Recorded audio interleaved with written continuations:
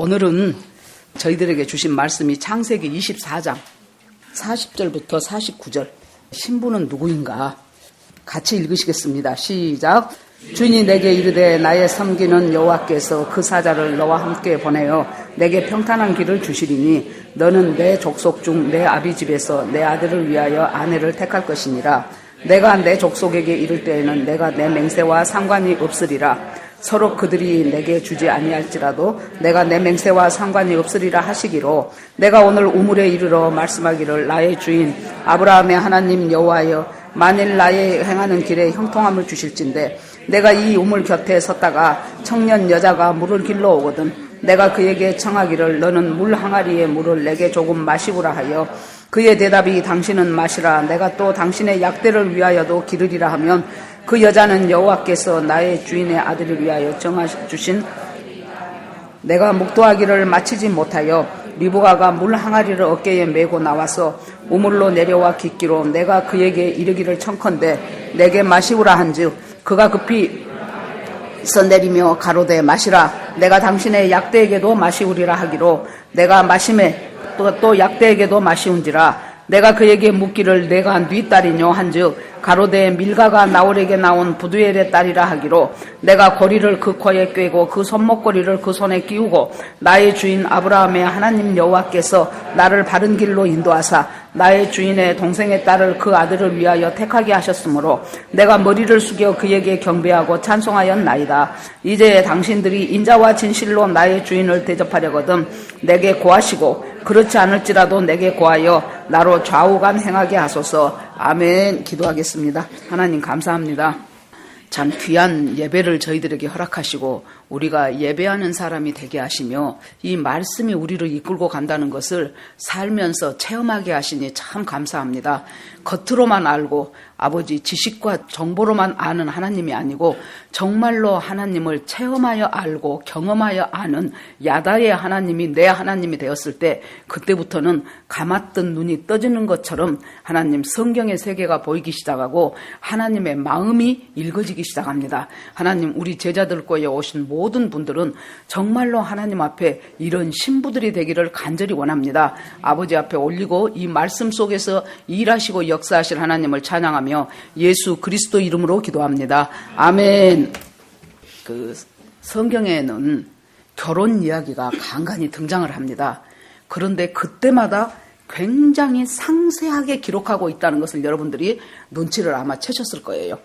대강 누구하고 누구가 만나서 결혼했다 이것이 아니고 아주 그 결혼하게 된 과정과 또 그 여러 가지 행사와 이런 것들이 아주 세밀하게 기록이 돼 있어요.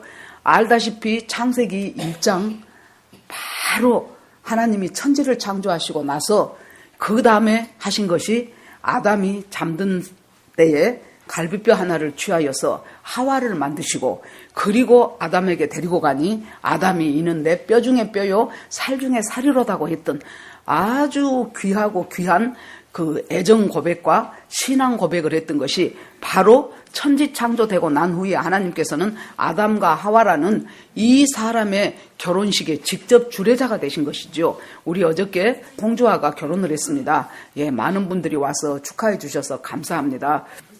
이제 지금 아마 하와이 도착했거나 아니면 비행기 타고 있거나 아무튼 그럴 것입니다.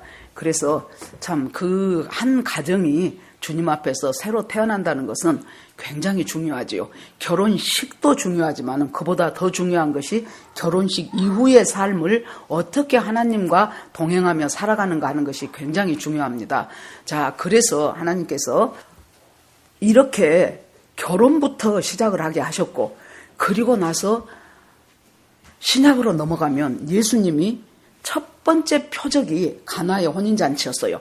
그래서 가나의 혼인잔치를 가서 보니 잔치집에 포도주가 떨어져 버렸죠. 그래서 예수님이 물로 포도주를 만들어서 그 잔치집의 기쁨을 계속해서 이어갈 수 있도록 하신 그 결혼식 소식이 나오고 그러고 나서 마태복음 가면은 예수님이 천국을 비유를 해요.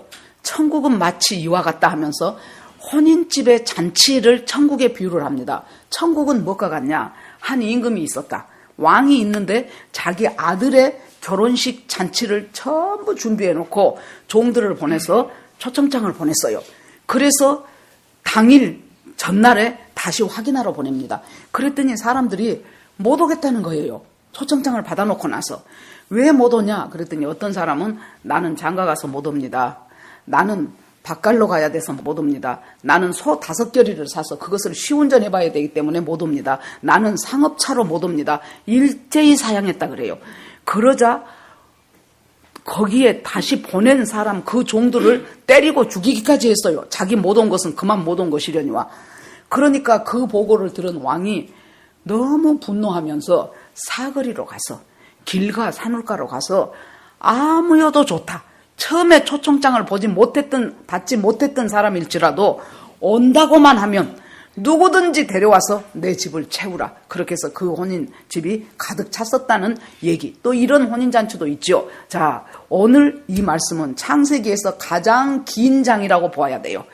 이삭이 아내를 만났는데 아브라함이 며느리감을 구하러 보내는데 자기가 가장 신뢰할 수 있는 나이 많은 늙은 종을 시켜서 이곳에서는 안 되겠으니 저 내가 살던 하란 땅에 가서 신부를 구해오라. 그래서 신부를 구해온 몇 문장이면 끝날 수 있는 일이 67절까지 계속되고 있어요. 굉장히 중요하다는 얘기죠. 왜 이렇게 성경에서는 신부를 고르는 일이 중요할까요? 바로 그것은 예수 그리스도가 우리의 신랑 되시고 우리가 예수 믿고 주님의 뜻 안에서 살아가는 우리들이 하나님의 신부가 되기 때문에 신부를 구하는 사건들이 나올 때마다 굉장히 길고 상세하고 그 의미까지 그 해석까지 그렇게 하면서 구하고 있습니다. 자, 이스라엘의 혼인에 대해서 전에도 말씀드렸는데 일단 한 남자와 한 여자가 정혼을 합니다. 그러면 이쪽 집 저쪽 집 모여가지고 정혼식을 하죠. 그 정혼식을 하면서 큰 포도주를 놓고 언약을 합니다. 그리고 갈 때 신랑이 예표를 줘요. 예물을 줘요. 내가 언제 올지 모른다. 내가 우리 아버지 집에 가서 네가 있을 집을 내가 가서 만들어야 되는데 아버지 사인이 나와야 내가 너를 데리러 온다. 그런데 언제 올 줄 모르기 때문에 자, 이 정표를 잘 보고 나 본 듯이 내가 그리울 때마다 이 정표를 보면서 나를 생각해라. 그러고 가요. 가서 이제 집을 짓습니다. 신부가 오면은 그 신부가 귀거할 집을 만들어요. 방을 지어요. 그러면은 신랑이 마음대로 나 다 지어진 것 같은데 아버지 가서 내 신부 데리고 올 거예요. 그렇게 못하고 아버지 사인이 나야 돼요. 아버지가 보기에 야, 좀 그 창문 하나 더 달아야 되지 않냐? 아, 저쪽은 좀 마루를 좀 늘려야 되겠다. 아버지가 이렇게 하면서 아들하고 그 집을 다 지어놓고 나서 이제 아들을 보냅니다. 그러면 그때 아들만 간 것이 아니고 그 아들의 친구 둘러리들이 같이 가요. 옛날의 결혼 풍습을 한번 생각해 보시면 여러분들이 이해가 될 것입니다. 우리도 이렇게 결혼식 하기 전날 함잡이들이 오지요. 그래가지고 막 물러거라 섞어라 하고는 그냥 난리를 치죠. 그렇게 하면서 그 함잡이들을 싹 모시고 가는 것처럼 그때 이제 신랑이 가요. 신랑이 가면은 그 신랑하고 같이 갔던 친구들이 보라 신랑이로다 하고 소리를 질러요. 그러면 그동안 얼마나 이 신부는 이 신랑이 자기를 데리러 오기를 얼마나 기다렸겠습니까? 정말로 옆에 아무리 멋진 남자가 와도 그냥 그 예물 보면서 나한테 기다리라고 했던 그 예표 보면서 그렇게 열심히 신랑을 그리워하고 사모하면서 기다렸죠.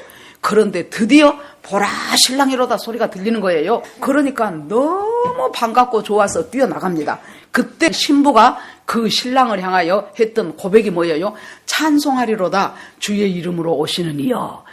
히브리어로 하면은 바루카바 벳셈 아도나이 그러는 거예요. 예수님이 이제 예루살렘을 떠나시려면서 십자가에 달리기 얼마 전에 이스라엘 백성들을 놓고 뭐라고 말씀을 하셨냐 그러면 너희들이 찬송하리로다 하나님의 이름으로 오시는 이여. 이 말을 할 때까지 나를 못 볼 것이다 그래요. 즉 이스라엘 백성이 우리 조상들이 십자가에 달려 죽게 했던 그 예수가 바로 우리의 신랑이로구나. 바로 우리가 그토록 기다렸던 메시아고 하나님의 아들이구나. 그걸 깨달을 때 그때 이스라엘 백성들이 바루카바 벳셈 아도나이 주의 이름으로 오시는 이여 찬송하리로다. 이것이 부를 때가 언제냐 그러면은 나중에 이스라엘 백성들이 전부 돌아와요. 로마서 11장 25절에 보면은 그런 말씀이 있습니다. 이방인의 충만한 수가 차기까지 이스라엘이 완악해진다고 해요. 지금 이스라엘 사람들 거의 하나님 안 믿습니다. 그 여러 가지 이유가 있겠죠. 역사적으로 히틀러 시대의 아우슈비츠 사건으로 600만이 학살을 당하고 난 후에 그 사람들 마음에 엄청난 상처가, 이스라엘 백성들 마음에 엄청난 상처가 찼기 시작했어요. 하나님이 우리를 사랑하신다면 이럴 수가 없다. 우리가 죽은 것이 뭘 잘못해서 죽은 것이 아니고 오직 하나님의 백성이라는 그 사실 하나 때문에 어떻게 사람이 가스실로 보내서 600만, 700만이 이렇게 죽을 수가 있냐. 이것을 그대로 바라만 보고 있던 하나님 같으면 우리 필요 없다. 우리 하나님 안 믿는다. 그래서요, 여러분, 하나님 안 믿는 사람 이스라엘이 엄청 많아요. 텔아비브에서 세상에 동성애, 전 세계적인 동성애 축제가 열리는 이스라엘 땅이 지금 그렇게 되어버렸어요. 그러고 아주 이제 소수의 그 유대교를 믿었던 골수분자들, 여러분 사진이나 뭐 텔레비전 같은 거 보면 이렇게 수염하고 막 이렇게 옷 까만 제비옷처럼 입고 모자 이렇게 하고 그랬던 사람들, 그 사람들은 열심히 유대교를 섬기는데 제가 얼마 전에 우연히 텔레비전인가 유튜브인가를 보니까 예수 그리스도가 메시아라는 것을 모르시냐 누가 질문을 하더라고요. 그러니까 그 사람 중에 하나가 우리가 예수를 메시아라고 생각하느니 차라리 히틀러 시대에 아우슈비츠에 가서 600만 학살 다시 당하겠대요. 그 정도로 지금 굳어진 마음들이 이스라엘 백성들이에요. 그런데 이 사람들이 언제가 오냐 그러면은 바로 찬송하리로다 주의 이름으로 오시는 이여, 바로 예수 그리스도 당신이 우리야 메시아였네요. 이것을 민족적으로 회개하는 일이 생겨요. 얼마 남지 않았습니다. 곧 다가옵니다. 자, 7년 환란이 시작되고 지금 계속해서 이 중동 정세를 보면은 평화협정이 맺어질 것이다. 평화협정이 맺어질 것이다. 그런 얘기들 여러분 들으셨죠? 평화협정이 맺어지면서 이제 강력한 어떤 리더 한 사람이 등장을 하게 될 것입니다. 그러면 이스라엘 백성들이 너무나 자기들에게 잘해주고 자기들이 꿈에도 그리던 제3성전 지어주고 그렇게 하기 때문에 저 사람이 우리의 메시아구나 그러고 사람들이 다 돌아서요. 그런데 딱 중간쯤 갔을 때 갑자기 태도를 바꾸지요. 그 성전에서 나를 경배하라 그래요. 내가 바로 하나님이다. 너희들은 나를 경배해라. 그리고 너희들의 절기와 날짜와 이런 것들을 다 내 중심으로 바꿔버리는 거예요. 그때 이스라엘 백성들이 우리가 속았구나. 저 사람은 메시아가 아니네. 저 사람은 우리가 가짜였네. 그렇다면은 그때 이제 여러분들이 계시록을 봐보세요. 두 증인 사역이 시작이 되죠. 두 증인들이 엄청나게 이스라엘 백성들한테 놀라운 역사, 엘리야와 같고 모세와 같은 역사를 일으켜요. 그래서 물이 피로 변하고 하늘에서 불이 떨어지고 이런 일들이 이 두 증인을 통해서 막 번지기 시작하면서 이스라엘의 14만 4천이 이제 막 나타나기 시작합니다. 그렇게 되면서 이스라엘 백성들이 우리 조상들이 십자가에 죽였던 바로 그 예수가 하나님의 아들이고 메시아고 우리의 구세주구나. 그걸 깨닫고 확 바뀌어지는 역사. 이것이 바로 사도 바울은 이미 지금 하나님 앞에 받은 바 계시가 있었기 때문에 이스라엘 백성이 이방인의 충만한 수가 차기까지 이스라엘 백성이 완악해진다. 완악해진다는 것은 하나님을 못 믿는다는 거예요. 지금 그대로 되고 있죠. 예수 그리스도를 못 믿는다는 거예요. 그대로 되고 있죠. 그런데 이방인의 수가 한계가 정해졌어요. 이방인의 충만한 수가 차기까지. 하나님께서 이방인을 예수 믿게 만드는 그 교회 시대에 예수 믿고 주님 앞에 나오는 사람들이 바로 저와 여러분이잖아요. 이 사람들의 어떤 수 하나님이 보시기에 이제 됐다 하는 거기까지 차게 되면은 그 다음에 구원의 역사가 이스라엘로 넘어간다는 거예요. 전에도 말씀드렸지만은 여러분 시골에서 농사를 지어보신 분들은 기억하실 것입니다. 자, 이제 곧 이제 논들을 막 이제 쟁기질하기 시작하고 금년 농사를 짓기 위해서 논을 갈고 물을 대고 이런 일이 있어져요. 그렇게 되면은 벼를 심어야 되는데 벼를 심기 위해서 모판을 만듭니다. 그래서 그 벽실을 소금물에다가 담궈갖고 알이 충실하지 못한 것들은 위로 둥둥 떠요. 그리고 충실한 알들은 밑에 있죠. 그것들을 갖다가 이제 싹을 틔워가지고 논에다가 모판을 하나 만들어가지고 거기다 이제 씨를 뿌려요. 그러면 그것들이 막 새파랗게 자랍니다. 그러면 그대로 둔 것이 아니고 그걸 뽑아가지고 전 논에다가 이제 모내기를 하나씩 이렇게 심는 거예요. 이제 그러면 다 심고 나면은 어디가 남습니까? 못자리가 남잖아요. 못자리, 못 심었던 자리. 그 자리가 마지막으로 그 자리까지 심어지면 모내기는 끝나는 거예요. 똑같습니다. 다른 논에다 뭐를, 우리 같은 이방인들 논에 뭐를 하나님이 뭐를 심으셨어요. 그러면 이제 무엇이 남았다는 거예요? 이게 다 심어지고 나면은 그 다음에 이스라엘에 못 심는 일이 남았다는 거예요. 거기가 못판이니까, 거기가 못자리니까. 그런데 이스라엘에 지금 한 10년 전 그 어간에서부터 예수가 그리스도라고 하는 사람들이 많아지기 시작했어요. 많아졌어요. 그래서 그때 우리 회복이라는 영화도 보고 그랬었죠. 많아지기 시작하면서 그때 제가 말씀드린 것처럼 저 우리 교회 개척 막 하고 흰돌산 기도원에 목회자 세미나를 갔는데 이렇게 성가대석처럼 한 20몇 명 정도 외국인들이 앉아 있더라고. 그래서 저 사람들이 외국인들인데 이 컨퍼런스에 참석했나 보다 그랬어요. 그랬더니 나중에 소개를 한데 보니까 전부 이스라엘 사람들이요. 그 사람들이 이스라엘 사람인데 그냥 이스라엘 사람이 아니고 여러분 이스라엘 목사님들이에요. 예수를 메시아로 믿을 뿐만 아니라 그 중에서도 목사가 된 사람들이 한 20명 정도가 참석을 했어요. 그냥 그런가 보다 한 것이 아니고 저는 그때 저한테 가슴에 덜컹하니 오는 게 있더라고. 그러면서 로마서 11장 25절이 확 떠오르더라고요. 아, 이제 이방인의 수가, 충만한 수가 차간다는 얘기구나. 이스라엘 사람 중에서 그냥 예수 믿는 사람만이 아니고 바로 목사가 생겨났다는 것은 거기 온 사람만 해서도 한 20명인데 그때 우리가 한 몇만 명 됐어요. 그 메시아닉 주, 예수 그리스도를 메시아로 믿고 고백하는 사람들이 그 당시에 지금은 더 많아졌을 것입니다. 굉장히 그 원 유대교인들한테 엄청 지금도 핍박받고 그래요. 그러는데 그 사람들을 하나님께서 만드셨다면 그러면 주님의 때가 다 돼간다. 이방인의 때가 지금 다 차간다. 이제는 이방인의 충만한 수가 여러분들 지금 헛짓하고 있을 때가 아니라니까요. 괜히 내 감정에 취해가지고 내 감정 컨트롤을 못해가지고 그 감정 갖고 울그락 그런 것들은 이제 좀 졸업하셔요. 언제까지 계속 유치원 다니면서 코 흘리는 노릇만 하고 있을 거냐고요. 성숙해야지요 사람이 점점.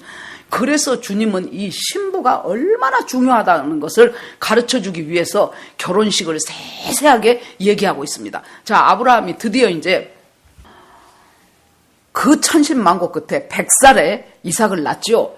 이삭을 낳는데 이삭의 나이가 40세가 됐어요. 결혼을 해야 돼요. 그러는데 아브라함이 이 가나안 땅에 있는 여자들은 보니까 안 되겠어요. 믿음도 없고 성적으로도 문란한 여자예요. 그러니까 자기 늙은 종, 오래도록 생사고락을 같이 한 그 종 한 사람을 불러서 신뢰할 만한 사람을 불러서 자, 네가 너하고 맹세를 해라. 하나님이 나를 저 갈대아 우르에서 살던 나를 하란 땅으로 해서 여기까지 오셔서 지금 몇십 년의 세월이 지냈다. 너희가 그 모든 것을 다 알고 있지. 자, 하나님이 우리에게 베풀어 주신 우리 가정에 베푸신 은혜, 그리고 이삭이 나왔고, 그리고 이 이삭의 씨를 통해서 하나님께서 앞으로 구원을 가게를 언약의 자손을 이루어 가신다고 했다. 이거 이삭의 결혼은 단순히 여자 남자 나이 차서 결혼하는 짝짓기 수준이 아니다. 이것은 앞으로 영원토록 계속될 언약의 자손들이 나와지는 중대한 시점이다. 그럼 네가 나한테 맹세를 해라. 그러고는 그 늙은 종의 손을 자기 환도뼈 밑에다 넣었어요. 맹세를 하는데 환도뼈는 엉덩이뼈, 말하자면 남자의 생식기 있는 쪽에다가 넣는 거예요. 이것은 무엇을 의미합니까? 앞으로 이 이삭을 통해서 나올 모든 자손은 하나님의 언약의 자손이다. 그것이 계속 대를 이어서 그 언약이 이어질 것이라는 이 중차대한 결혼이다. 그래서 너는 나한테 맹세해라 하고 거기다가 손을 넣어서 맹세를 시킵니다. 그리고 나서 만약에 네가 갔는데도 여자가 네 말을 듣고도 따라오려고 하지 않거든, 이 맹세는 너하고 아무 상관이 없는 맹세가 될 것이다. 자, 그러면서 지금까지 하나님이 우리를 어떻게 인도해 주셨는지 너는 우리 집의 산 증인이지 않냐? 그러면 하나님께서 이 일에도 하나님께서 함께 하시면서 네가 갈 길 먼저 앞에 천사들을 보낼 것이다. 그리하여 하나님께서 예비하신 사람으로 만나게 하실 것이다 하고 이제 맹세를 하고 갑니다. 자, 이제 가면서 상당히 긴 거리죠. 가나안 땅에서 하란 땅까지 가니까 긴 시간 동안을 가면서 아마 제가 생각할 때 이 종은 그냥 산청 구경하며 가지 않았을 것 같아요. 가는 길에 중간중간 멈춰서서 하나님, 제가 하나님을 몰랐던 사람입니다. 그런데 우리 주인 아브라함과 그 아브라함 가정을 통해서 역사하시는 하나님을 보면서 저도 하나님을 알게 되고 믿게 되었습니다. 내가 가는 길을 순착하게 인도해 주시기를 원하나이다. 하나님, 이 결혼이 이렇게 중차대한 언약의 결혼이라면 하나님, 거기에 제가 맡은 임무 또한 굉장히 중요합니다. 저와 함께 하십시오 하는 기도를 중간중간 드리면서 갔을 것입니다. 그래서 그곳에 딱 드디어 이제 아브라함이 가르쳐준 그 형제 나홀이 살고 있는 그 성에 도착을 했어요. 도착을 하니까 그곳에 멈춰 서가지고 하나님 앞에 기도해요. 하나님, 이 성에 처녀가 한두 명이 아닐 텐데 처녀마다 만나가지고 야, 너 나 따라서 우리 이삭의 아내 될래? 그렇게 말할 수도 없고 하나님 어떻게 할까요? 하자 하나님께서 계속 기도하면서 준비했던 사람에게 하나님께서 구체적인 기도 제목을 주십니다. 어떤 기도 제목을 주시냐면 하나님, 지금이 저녁 때네요. 사람들이 물기르러 나올 때가 됐네요. 그런데 하나님, 물기르러 나온 처녀한테 내가 지금 오늘하고 목이 말랐으니 나 물 한 바가지 줄 수 있냐? 라고 물어봐서 그 처녀가 나에게 물을 주고 거기다가 또 하나 더해서 당신만이 아니고 당신이 데리고 온 저 낙타 쟤네들한테도 제가 물을 주겠습니다. 그렇게 해가지고 낙타를 10마리나 데리고 갔어요. 그 10마리에 아브라함한테 있는 귀한 것들, 나중에 신부를 데려올 때 필요한 예물로 주기 위해서 귀한 보배들을 많이 싣고 갔습니다. 그 낙타들도 얼마나 목마르겠습니까? 그런데 그 10마리나 되는 낙타한테 내가 쟤네들도 물을 주겠습니다 라고 응답하는 사람이 있으면 하나님이 이삭의 아내 신부감으로 마련해 놓은 사람으로 알겠습니다 하고 기도를 마치기도 전에 리브가가 나왔다 그랬어요. 여러분, 하나님은 우리한테 엄청난 세계평화, 엄청난 남북통일 이것들만 기도하는 것이 아니고 우리들의 삶 속에서 이루어지는 세세하고 소소한 것들도 참 기도 가운데서 응답하시는, 이 기도의 응답을 맛보지 못하고 교회만 주일날 와서 점 하나 찍고 가는 사람은 정말로 불쌍한 사람이에요. 저는 그렇게 생각합니다. 차라리 예수를 안 믿으면 세상으로나 재미 보지. 이것은 주일마다 와가지고 주일 딱 끝나고 가가지고는 전부 자기 생각, 자기 인생대로 세상 살아요. 소소한 것이 됐건 큰 것이 됐건 주님 앞에 묻지를 안 해. 내 생각대로 살아버리는 거예요. 그러니 주님의 응답을 체험할 수가 있습니까? 그러니 주님의 역사하심을 바라볼 수가 있습니까? 제가요, 이제 주와 결혼식을 앞두고 이제 그동안 이제 기도를 이제 해왔지요. 그랬는데 금요일 날 이제 한 며칠 정도 제가 이것은 뭐 결혼식이 잘 되게 하시고 은혜 받게 하시고 앞으로 잘 살게 하시고 하나님, 그것보다도 주와 한 사람만을 놓고 내가 기도를 하고 싶다는 생각이 들었어요. 그래서 한 며칠 동안을 계속 주와를 놓고 기도를 했어요. 금요일 새벽에 꿈을 꿨는데요, 신랑 신부가 결혼식을 마치고 나오더라고. 그런데 거기에 얼굴이 뚜렷하게 무슨 재영 형제고 주와 자매고 그렇게는 분간을 잘 못하겠어요. 근데 아무튼 남자는 좀 크고 여자는 작달막해 갖고 남자 뒤에 살짝 숨어 있는 것처럼 보여요. 그러는데 놀랍게도 그 형제 손에 성경책이 들려 있는데 이것보다 훨씬 커요. 이것보다 훨씬 두꺼워요. 그 성경책을 딱 끼워갖고 이 옆면이 저한테 보이는 거예요. 뭐라고 써졌냐면은 하얀 글씨로 세가정 그렇게 써진 거예요. 그렇게 하고 딱 꿈을 깨면서 내가 이것이 지금 주와 결혼에 대해서 하나님이 나한테 주시는 것이구나. 그러면서 이제 말씀으로 기둥을 삼아가는 새 가정을 이루겠구나. 그리고 재영 형제가 말씀을 들고, 지금 재영 형제는 주와 자매의 인도를 받아서 교회를 온 사람인데 재영 형제가 말씀으로 이 가정을 주관해가고 그 뒤에서 주와 자매가 아름답게 순종해가는 돕는 배필의 역할을 감당하겠구나. 그런데 그날이 금요일이었기 때문에 제 생각에 장 집사님이 그날은 또 준비해야 돼서 교회를 못 오실 것 같더라고. 그래서 교회 가는 길에 제가 전화를 해드려서 꿈 얘기를 해드렸어요. 집사님, 이러이러한 꿈을 꿨습니다. 하나님이 이 결혼에 함께 하시고 하나님께서 앞으로도 함께 하실 것입니다. 기뻐하십시오. 그러고 이제 얘기를 했거든요. 자, 그래서 이 종이 하나님, 나로 하여금 순적하게 만나게 하옵소서. 그러고는 나한테 물도 주고 약대한테도 물도 주고 그런 처녀면 하나님 기도 응답으로 알겠습니다. 그러자 말도 마치기도 전에 여자가 나와가지고 나한테 물을 좀 줄 수 있냐 그랬더니 아이고 얼마든지 마시십시오. 그러고 나서 그 다음 소리가 아이고 저 낙타들도 먼 길 오느라고 굉장히 목마를 텐데 제가 더 낙타들에게도 물을 먹이겠습니다. 여러분 수돗물 쑥 틀어서 나오는 물이 아니에요. 거기는 우물이 깊어요. 그래서 그 우물, 그 깊은 우물을 가서 또 물 가서 우리 옛날에 물찌개 생각해 보세요. 물찌개 지고 또 올라와야 되고 또 가서 또 올라와야 되고 낙타 한 마리가요. 물이 충분히 다 낙타가 이렇게 혹이 있잖아요. 두 개나. 그것에 다 들어가기까지는 물이 100리터가 필요하답니다. 그러면은 리브가가 이 10마리를 다 먹이려니 얼마나 올라갔다 내려갔다를 많이 하면서 그 물을 길러다가 먹였겠습니까? 여러분 신부의 조건이라는 것이 첫째가 뭐냐 그러면은 여기에서 보니까 순결한 여자. 아브라함이 뭐라 그래요? 순결한 처녀. 이 가나안 여자들은 안 되겠다. 순결한 처녀라는 것은 물론 뭐 육체적으로도 순결해야 되지만은 더 한다면은 하나님 것으로만 만족하는 처녀가 순결한 처녀예요. 하나님 아닌 것에 대해서는 노할 수 있는 사람이 순결한 신부다 그 말이에요. 그런데 나는 하나님의 신부야 그러면서 온갖 세상 지식, 세상 습관들 하나님하고 상관없는 것 전부 내 삶 속에 내 가치 속에 내 머리 속에 내 가슴 속에 다 받아들이고 나는 신부야.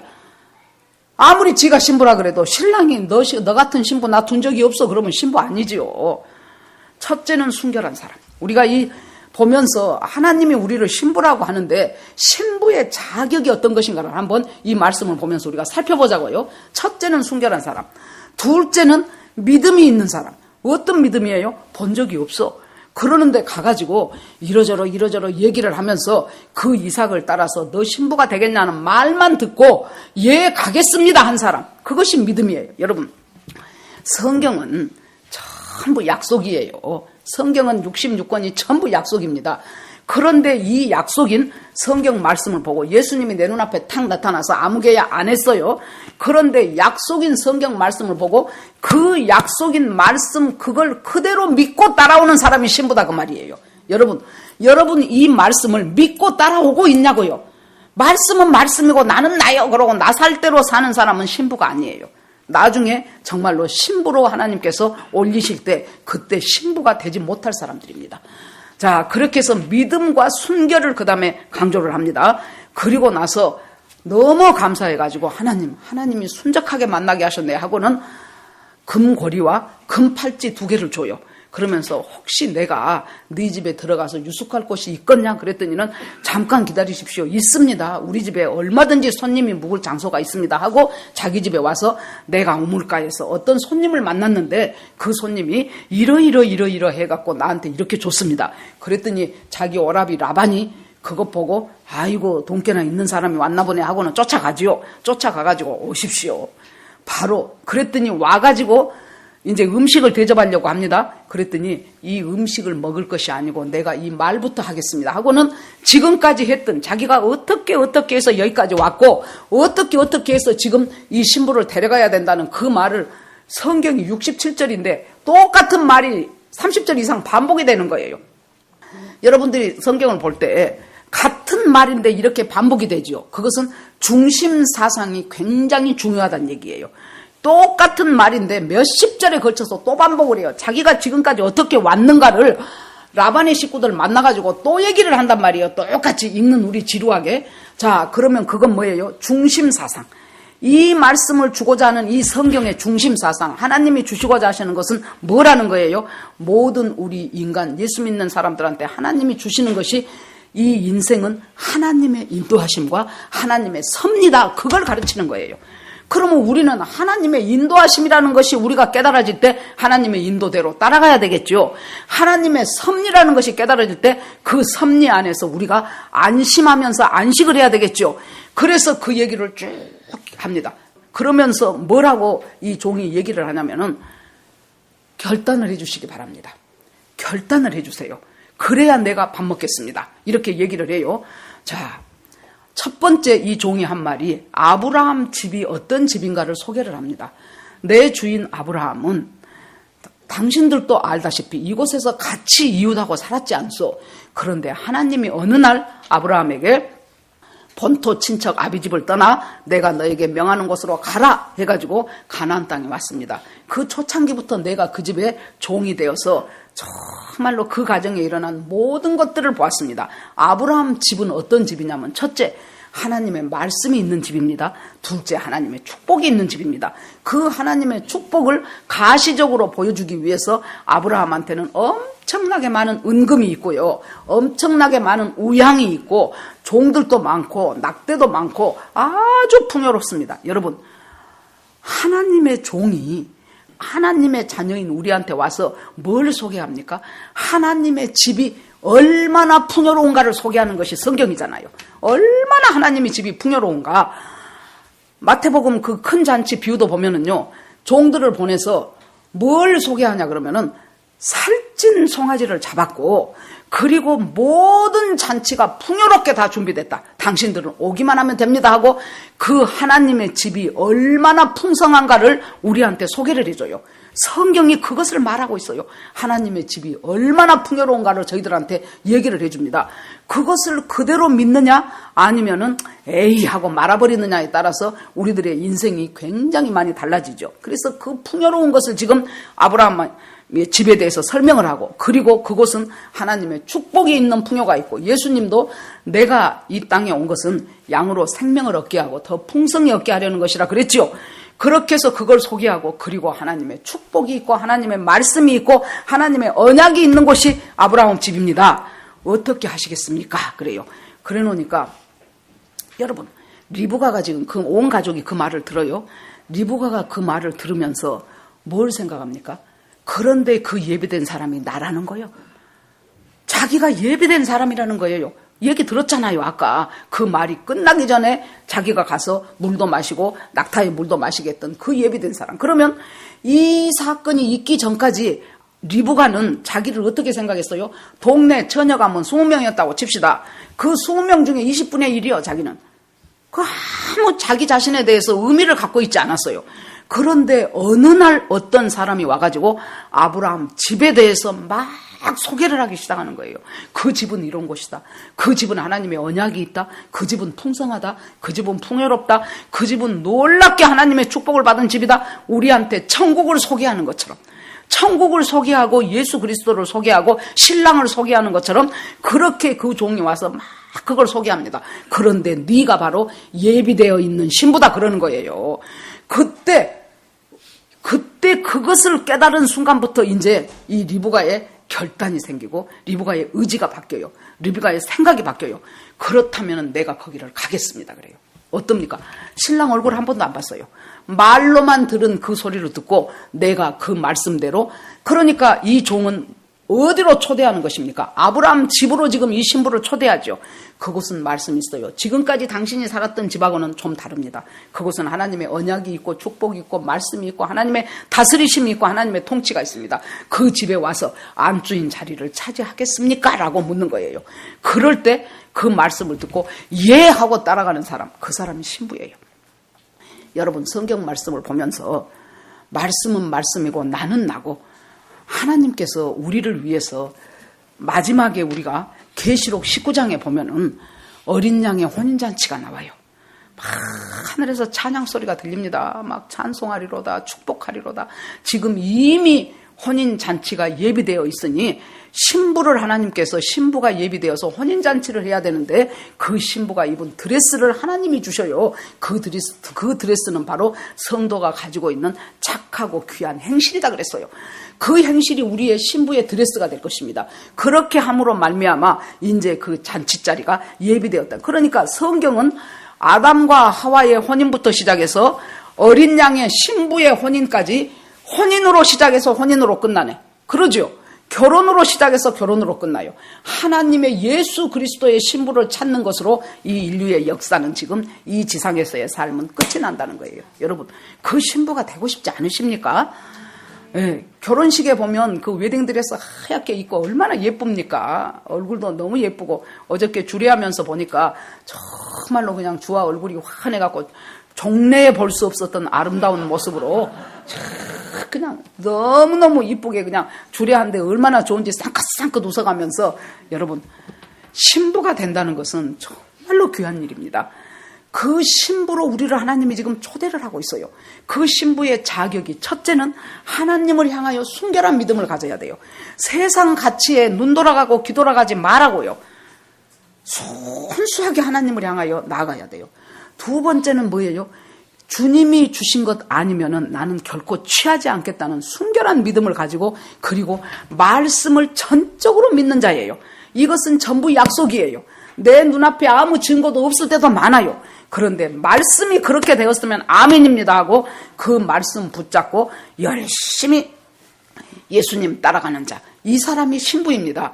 그렇게 하니까 리브가가 있다가 좋습니다. 나는 따라가겠습니다 그래요. 그러자 그것에 유혹이 하나 싹 파고듭니다. 라반이 있다가 아이고 그러면 우리가 이별도 해야 되고 좀 석별의 정도 나눠야 되니까 한 열흘 후에 출발하라는 거예요. 그거 우리가 생각해 볼 때 열흘 후에 결혼하나 열흘 빨리 결혼하나 별 차이 없는 것 같잖아요. 그런데 이 종이 거절을 합니다. 왜 거절을 하냐면 이 일이 되어가는 것을 보니까 이 일은 빨리 추진해야 될 일이에요. 이 일은 느려 터져서는 안 돼요. 이것이 열흘 지나고 나면은 그 다음에 무엇이 어쩌고 어쩌니까 한 사흘 더 있으라 그래요. 그럼 아이고 뭐 그까지 사흘하고 또 쉬어요. 그러면은 아이고 이제 어디 한번 구경 갔다 오자고 한 1박 2일이면 된다고. 그렇게 하면서 그 사이에 어떤 일이 틈타고 일어날지를 모르는 거예요. 그러니까 아니라고. 하나님께서 나를 이렇게 계속해서 섭리 가운데 인도하였으니 이제 나는 내일 아침 동 트자마자 나는 가겠다. 리브가가 따라오겠느냐? 따라오겠다. 그래서 우리가 이렇게 신부로서 다 정해지고 이런 삶을 사는데도 유혹이 하나 파고 들어와요. 무슨 유혹입니까? 좀 느슨하니 세상 좀 즐기라는 거예요. 너 그만큼 했으면 됐다. 이제는 세상적으로 살아라. 이런 유혹들이 우리 인생 살아가면서 굉장히 많아요. 맨날 너는 그렇게 날마다 교회 가서 큐티하고 날마다 기도하고 왜 그렇게만 살아야 되냐? 교회는 주일날 하루만 가서 딱 점 찍어. 그러고 너는 네 인생 살아. 길지 않은 인생인데 왜 그렇게 살아야 되느냐? 여러분 이것이 바로 라반이 요구한 한 열흘 더 멈추고 놀아서 쉬다 가시지요. 그거예요. 다양한 방법으로 그런 식으로 우리가 신부되는 것을 지체하고 지체하는 일들은 많이 생겨나게 되어 있다는 얘기예요. 그러자 아니라고 가야 된다고. 그러고 이제 리브가를 데리고 이제 그 종은 이제 그 많은 예물, 여러분 낙타 10마리에다가 엄청난 예물을 가지고 간 것은 그냥 신부 마음에 들면 죽어와라 그 뜻이었을까요? 아니에요. 아브라함 집에 얼마나 풍요로운 것을 보여준 것이지요. 바로 하나님 우리들을 데려갈 그 천국의 풍요로움을 하나님께서 우리에게 가르쳐주는 것이에요. 그것을 이제 주고 떠나갑니다. 그랬더니 어느 들판에서 이삭이 있는 것을 봤어요. 이삭이 바로 그러니까 리브가가 저기에 있는 저 사람이 누굽니까? 그랬더니 바로 우리 주인 이삭입니다. 그래야고 그러면서 면박을 취하면서 이삭과 이제 들어가죠. 그래서 그곳에서 성경은 마지막을 뭐라고 맺고 있냐면은 모친 상사 후에 자기 엄마 사라가 죽은 후에 굉장히 허전한 마음이었는데 모친 상사 후에 이삭이 위로를 받았더라 하고 24장이 끝납니다. 여러분 지금 천국은 신부들을 기다리고 있는데 신부가 아직 준비가 안 됐어요. 그래서 준비된 신부가 되게 하기 위하여 여러분 인생 살아가면서 한번 지내놓고 보십시오. 제가 이제 70평생을 살고 되돌아봐서 생각을 하니까요. 참으로 귀한 것은 바로 예수 그리스도. 예수 그리스도가 내 신랑이고 나는 신부되는 삶을 사는 것처럼 더 귀한 것이 없다는 것이 깨달아지더라고요. 어저께 주화자매 결혼식 때 시편 23편을 말씀으로 같이 나눴습니다. 이렇게 목사님들이 설교를 하면은 하도 길게 늘어지나 봐요. 그러니까 이제 안내하고 하시는 분이 와가지고 목사님 모든 것이 1시간 내로 끝나야 됩니다. 1시부터 결혼식이 또 있습니다. 그런데요 사진 찍는데 시간이 많이 걸리거든요. 그러니까 모든 행사는 20분 안에 다 끝나야 되니까 목사님 설교 짧게 하셔야 됩니다. 짧게 하셔야 돼요. 알았다고. 그래서 참 짧게 했어요. 그런데 그곳에서 23편에 1절이 무엇입니까? 여호와는 나의 목자시니 내가 부족함이 없으리로다. 이것은 그냥 책상에 앉아서 펜때 굴려갖고 쓴 시가 아니에요. 자기 인생으로 온 몸을 다해서 자기 인생을 살고 나서 되돌아보니 여호와가 나의 목자가 되는 인생은 정말로 내가 부족함이 없더라. 어쩌다 한 번씩 제가 간간히 내가 혹시 우리 두 아들들 또 며느리들 이렇게 두고 내가 유언을 할 수 있는 그런 자리가 있다면 나는 뭐라고 할까 생각해 보니까 역시 나도 똑같은 말을 하겠더라고. 얘들아, 여호와가 목자가 되어서 내 일생을 인도해야 되는데 그래서 나는 참 부족함이 없는 인생을 살았다. 너희들에게도 여호와가 너희들의 목자가 되기를 진심으로 바란다. 내가 이 말 하겠구나. 그 생각이 들더라고요. 여러분, 모친 상사 후에 위로를 얻어요. 그래서 하나님은 지금 천국에 비어있는 그 자리에 우리 신부들이 준비되기를 얼마나 학수고대하고 계신다고요. 신부들인 여러분 준비하시기 바랍니다. 눈 돌리지 마시기 바랍니다. 아무리 뭐라고 해도 세상 가치하고 끊을 수 있는 여러분들이 되기를 원합니다. 하나님이 주신 것만이 내 것이에요. 다른 거 좋아 보여도 그건 내 거 아닙니다. 그리고 순결한 믿음을 가지셔요. 계속 하나님과 함께 하셔요. 그리고 말씀을 여러분 세상에 사랑하는 사람이 보낸 편지, 요새는 주로 메일이 많지만은 편지를 정말로 거의 읽어보지 않고 한 번도 잘 안 읽어본다. 그러면 그 사람이 신부일까요? 저는 아니라고 봅니다. 사랑하는 마음이 있는데 그 사랑하는 사람이 보낸 편지를 어찌 그리 안 볼 수 있냐고. 제가 지난주에도 말씀드렸는데 이쪽에 앉아서 김미숙 권사님 순예배를 하는데 제가 요리 지내가는데 막 순원들을 혼내고 있더라고. 그래서 아이고 저 왜 저러나 그랬어요. 그랬더니 생각을 해보세요. 어떻게 예수 믿는 사람이 돼가지고 1년에 1독도 못한다는 것이 말이 됩니까? 그러면서 엄청 야단을 치더라고요. 그러면서 그 뒤로 주중에 와서 자기도 너무 놀랬다는 거예요. 1독을 한 사람이 한 명도 없더라는 거예요. 하나님이 주신 편지가 이 말씀이에요. 여러분 말씀 안 보고 말씀 묵상 안 하는 사람이 무엇 본 줄 압니까? 주로 텔레비 드라마 갖고 살아요. 월화 드라마 있을 것이고 수목 드라마 있을 것이고 요새는 뭐 금토 드라마도 있나 봐. 그러지 주말 드라마 있지, 불후의 명곡 봐야지, 또 복면가왕 봐야지, 뭐 볼 것이면 쎄부렀잖아요. 그거 보듬고 사는 거예요. 왜? 말씀이 없으니까.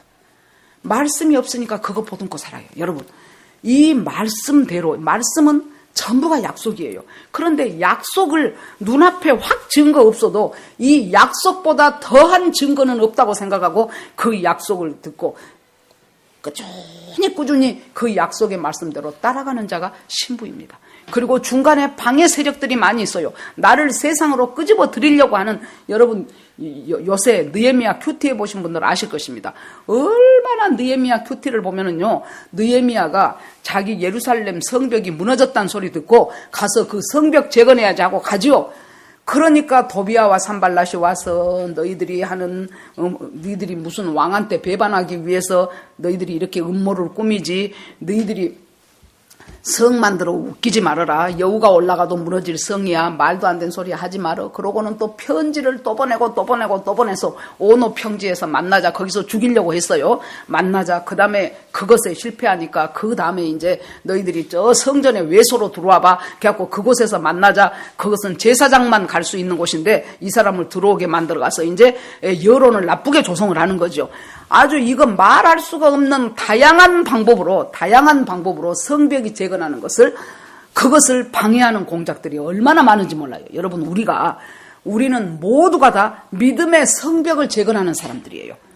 그 믿음의 성벽을 재건하는데 내 개인의 성벽도 재건해야 되고 내 가정의 성벽도 재건해야 되는데 가정의 성벽을 제거하는데 그렇게 방해 요소가 많다는 거예요. 내 믿음의 성벽을 재건하는데도 그렇게 많아요. 한두 가지가 아니죠. 우리가 이 성벽 건축하는 것을 방해하는 일들은 굉장히 많습니다.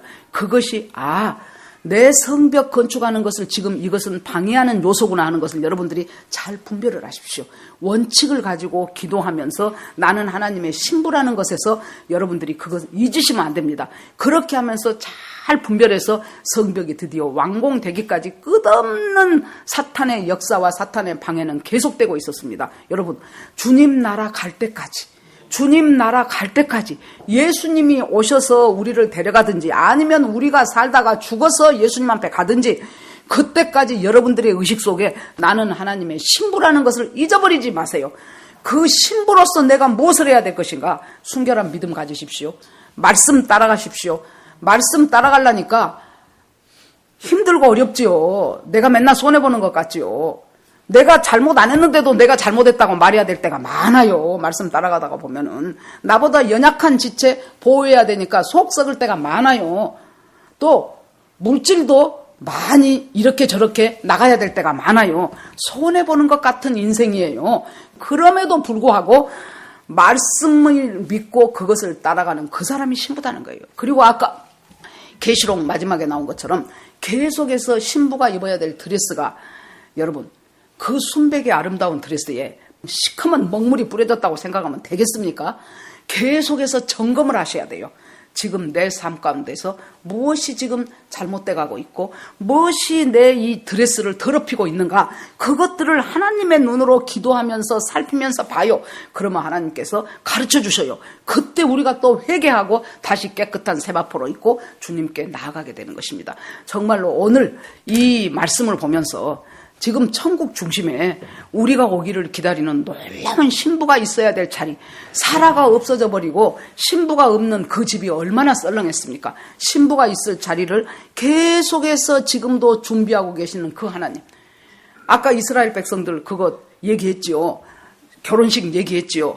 그러면은 보라 신랑이로다. 그러면은 신부가 나와가지고 찬송하리로다 주의 이름으로 오시느니요. 그래서 그 신부를 데리고 집으로 가요.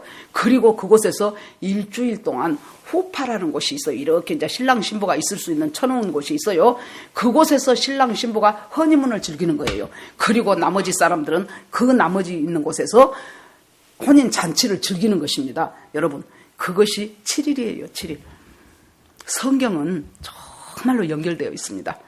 성경은 어느 것 하나 저 혼자 독단적으로 있는 것이 없어요. 전부가 한 줄에 꿰어낸 보석 같아요.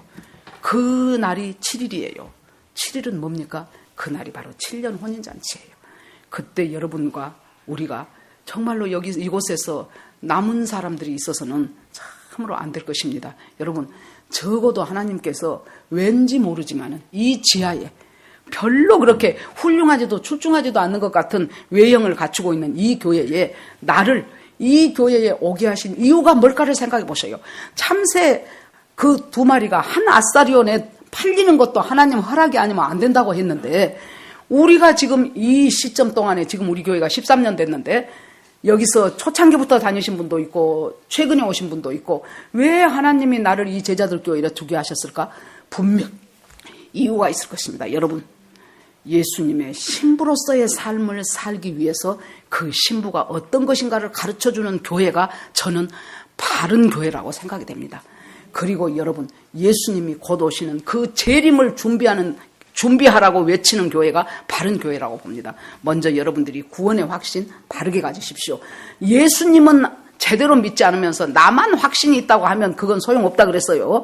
정말로 주님의 보혈 안에서 날마다 주님과 더불어 하나님의 아름다움을 키워가는 그 신부가 구원의 확신이 있는 사람입니다. 그리고 나서 순결하십시오. 믿음에 대해서 말씀 따라가십시오. 그리고 세상 유혹에 대해서 이것이 유혹이구나 하고 분별할 수 있어야 돼요. 그 분별이 아무나 한 줄 압니까? 아니요. 계속 말씀과 기도 속에 있었던 사람이 분별이 되는 거예요. 다른 사람은 몰라. 아이고 뭐 열흘 그까짓 거 더 있지 뭐. 아주 산의 진미도 많고 이렇게 대접해 두는데 나 여기까지 오느라고 수고했으니까 아이고 이제 좀 늘어져도 되지, 이렇게 생각한다 그 말이에요. 그것이 유혹입니다. 유혹을 유혹인 줄 알고 분별해서 물리칠 수 있는 사람, 그리고 나서 정말로 말씀만 믿고 그대로 신랑을 향하여 먼 길을 따라가는 그 리브가가 얼마나 아름다운 하나님의 신부입니까? 여러분과 제가 리브가와 같은, 그리하여 하나님 나라에서 훌륭한 신부로 정말로 그 혼인잔치에 참석하는 여러분과 제가 되기를 주의 이름으로 축원합니다. 예, 우리가 말씀 생각하면서 주여 한번 부르고 같이 기도하겠습니다. 주 하나님 감사합니다. 오늘은 참 하나님 우리를 신부라고 하시는데, 하나님 신부의 자격이 무엇인가에 대해서 24장을 보면서 하나님 살펴보았습니다. 하나님 아버지, 주님께서 함께 하시고 정말로 신랑을 알고 순결한 믿음을 갖고 말씀을 붙잡고 아버지 믿음으로 따라가며 세상 유혹을 물리치며 하나님 마지막 때 정말로 주님께서 예비하신 새 예루살렘 성 그 아름다운 것에 신부로 참여할 수 있는 사람들이 되기를 하나님 간구합니다. 얼마나 많은 사람들이 신부가 아닌데도 자기를 신부로 착각하고 있는지 모릅니다.